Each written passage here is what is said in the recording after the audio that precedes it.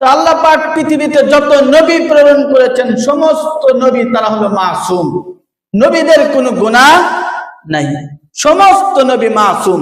তবে নবীদের মধ্যে কতক নবীকে আল্লাহ পাক অন্য আরেক নবীর উপর শ্রেষ্ঠত্ব দিয়েছে, যেটা আল্লাহ পাক সূরাতুল বাকারার 253 নম্বর আয়াত আল্লাহ তাআলা বলেন, তিলকার রাসূলু ফাদ্দালনা বা'দাহুম আলা বা'দ, নবীদের মধ্যে হতে কতক নবীকে আমি কতক নবীর উপর শ্রেষ্ঠত্ব দিয়েছি, কতক নবীকে কতক নবীর উপর আমি আল্লাহ শ্রেষ্ঠত্ব দিয়েছি।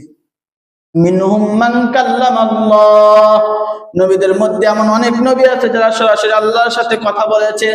ওয়া রাফা'a বা'দাহুম দারাজাত, আবার অনেক নবী এমন আছে যাদেরকে আল্লাহ পাক রব্বুল আলামিন অনেক গুণে গুণান্বিত করেছে।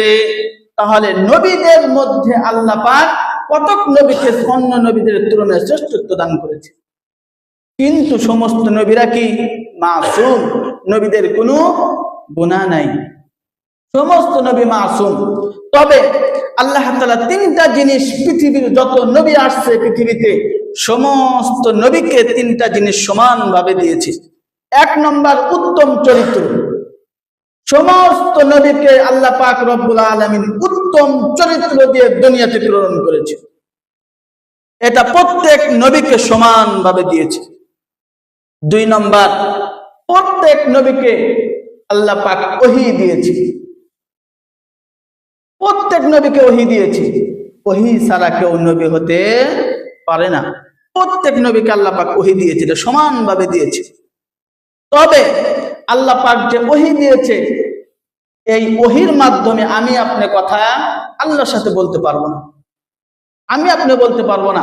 সূরাতুশ শূরা, একটা সূরার নাম শূরা, এই সূরার 51 নম্বর আয়াত আল্লাহ তাআলা বলেন, وما كان لبشر أن يكلمه الله إلا وحيا أو من وراء حجاب أو يرسل رسولا فيوحي بإذنه ما يشاء।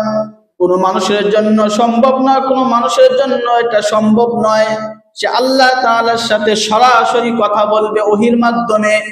তবে তিনটা পদ্ধতি, এক নম্বর ইল্লা ওয়াহয়ান, আল্লাহ পাক যার উপরে ওহী নিয়ে আসবে, আল্লাহ পাক যার সাথে ওহী পাঠাবে এই ব্যক্তি কথা বলতে পারবে। ইল্লা ওয়াহয়ান, সরাসরি ওহী, অর্থাৎ মাঝখানে কোনো ওয়াসিতা নাই, কোনো মাধ্যম নাই, জিবরাইল নাই, সরাসরি আল্লাহ পাক ওহী প্রেরণ করেছে।